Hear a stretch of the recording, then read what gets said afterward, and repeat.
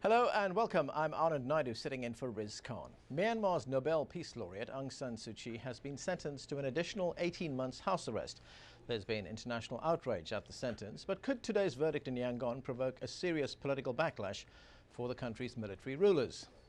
Aung San Suu Kyi was found guilty of violating the terms of her detention after an uninvited American, John Yeto, swam to her lakeside compound. He's serving a 7-year sentence for that. She's been kept in some form of detention by the military dictatorship for 14 of the last 20 years. Her party was the clear winner in the 1990 elections in Myanmar, formerly known as Burma. Demonstrations against today's verdict sprang up in several countries around the world, and both Western and Asian leaders condemn the court ruling. But there's been no response so far from neighboring countries like China, India or Thailand, which have often faced international criticism for supporting Myanmar's military rulers. Other nations like Singapore have pointed out that the sentence was less severe than expected. So what does the verdict against Aung San Suu Kyi mean for Myanmar and its relations with the rest of the world? That's what we're going to look at today. Remember, you can take part in our conversation with your questions and comments. Log on to livestation.com/AJE, enter the chat room and then take part. We of course also welcome your phone calls on this show. Joining me today are from Exeter in the United Kingdom, Dr. Aung Zani, a research fellow at the London School of Economics Centre for the Study of Global Governance and coordinator of the Burma Research Initiative.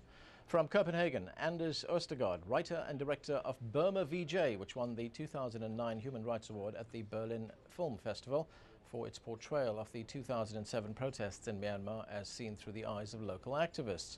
And here with me in Washington, D.C. is Jared Genser. He is the president of Freedom Now, a non-profit organization that works to free prisoners of conscience. He's also an international lawyer for Aung San Suu Kyi.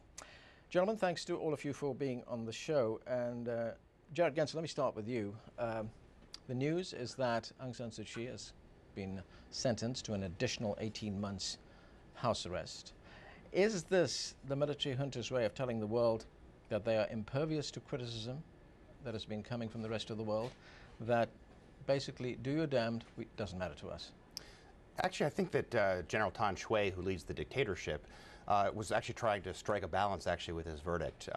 This verdict is actually pretty consistent with what I personally thought might happen. They could have given her up to 5 years in prison, and in fact this has been of course a sham trial from the outset in terms of the charges leveled against her and the lack of due process.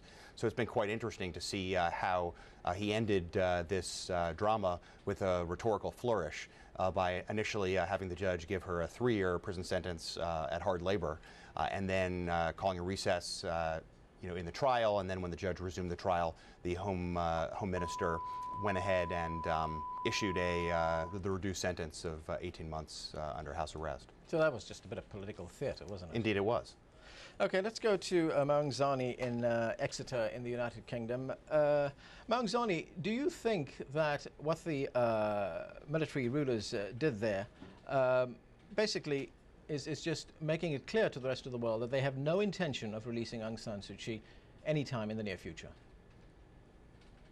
Well, their record speaks louder than their words. I mean, like for the past 20 years, the regime has been trying to make Aung San Suu Kyi politically irrelevant at best, and basically trying to even literally eliminate her back in 2003 at worst. And so it just shows that this regime has absolutely no interest in reconciling with either Aung San Suu Kyi or any other formidable opponent of its power base. Mm-hmm.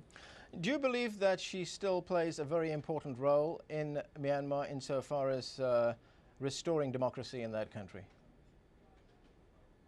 She does, insofar as the public trust in a single dissident or dissident organizations. And so, if the elections are held today free and fair, and her party is allowed, to participate, exercising its party's rights, I think she will, her party and she herself will win hands down. That is precisely the reason the Burmese military leadership has decided to lock her up for the next 18 months while they are going ahead with their sham electoral process under, a sham, roadmap for democracy.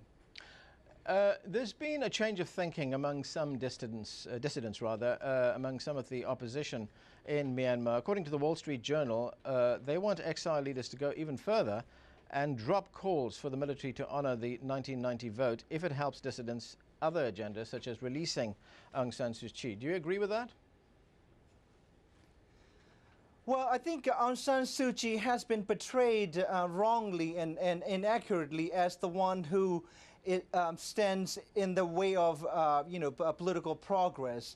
In other words, Aung San Suu Kyi has long stopped calling for the results of the 1990 elections to be honored by the regime. She has actually called for unconditional dialogue for the sake of the country.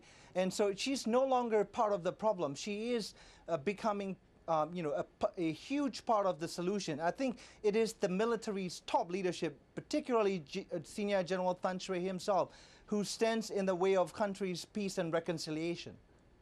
Let's go to Anders Østergaard in Copenhagen. Anders, you were involved very closely in those demonstrations that took place, rather in the footage that was produced from those demonstrations that occurred in 2007. You managed to, and you made a movie on that, a documentary called Burma VJ. Those demonstrations were, well, the clampdown was very severe by the military regime. Do you believe that something like that could happen again? Oh yes, I do. I couldn't tell you when but I'm convinced that it was an inspiration, even was cracked down. Mind you, a whole new generation of Burmese discovered politics on this occasion. The fellows I worked with, the VJs, were maybe 25, 27, many of them. They were worried about the younger generation. Would they have any idea what you can actually do, that there is an alternative to the generals? And this time around, the new generation was awoken to politics. A new generation of students came to the streets, and that in itself is hopeful. And the footage that was produced, which ultimately came to be in your documentary, Burma VJ, the group of people who put together that footage, tell us what happened to them. Well, unfortunately, out of the 10 people I was following, 3 of these have gone to prison for covering these things, and are facing trials between 12 and 20 years. Actually, they're still clocking up as they're going to face further trials than the one they already had. So a severe punishment for what they did. Okay, Jared Genser, does the military regime in Myanmar have reason to be afraid of Aung San Suu Kyi? Well, I think they do, and I think that their actions bespeak what they're afraid of. She, of course, in 1990, along with her allies, the National League for Democracy, her political party, and the ethnic groups, won more than 80% of the seats in the parliament in the country. And in fact, as Zarni mentioned, she remains exceptionally popular in the country currently. And so they've been trying for a long time to pursue what they've called this disciplined democracy roadmap. And the last stage of it is conducting these 2010 elections in accordance with the Constitution, which has numerous substantive and procedural flaws in it. And this is their final step in that process, and they want to solidify their military rule through that process. And were she to be out and capable of speaking out and organizing opposition, they are concerned deeply about the impact that that might have on achieving their final end goal. That uprising that took place in 2007, the protests and demonstrations that took place there, let me ask you the same question that I asked Anders Østergaard. Do you believe that there's a likelihood of that happening again? You know, I actually have exactly the same answer, unfortunately, which is yes. The question is how and when. I mean, that particular protest was sparked by a self-inflicted wound on the part of the junta, which decided overnight to raise gas and kerosene prices fivefold and sparked outrage among not only people particularly who were poor, who needed the kerosene in order to cook their rice, but also among the monks who relied on all of the people of the country for alms to support their temples and their worship. And so it sparked this mass uprising. Similar kinds of events have happened in Burma's history. Indeed, the 1988 uprising was sparked by an argument in a tea shop, as small as that started, and ended up with tens of thousands of people gunned down in the streets. So these kinds of things happen, and they're hard to predict. There is clearly deep resentment of the military junta by the people of the country, and it's palpable. And so it's really, you know, a tinderbox waiting to go up. Okay, we have lots more to talk about, but we have to take a short break right now. Was that Dr. Zani?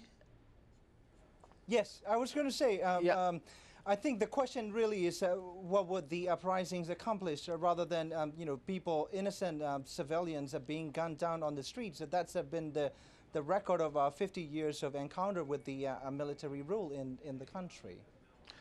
And that's something that needs to be addressed when we come back. Okay, yes, we're going to take a short break right now. We'll have more of our discussion with our guests in a moment. As we pause, let me remind you that you can join the conversation with your questions and comments by logging on to livestation.com and entering the chat room.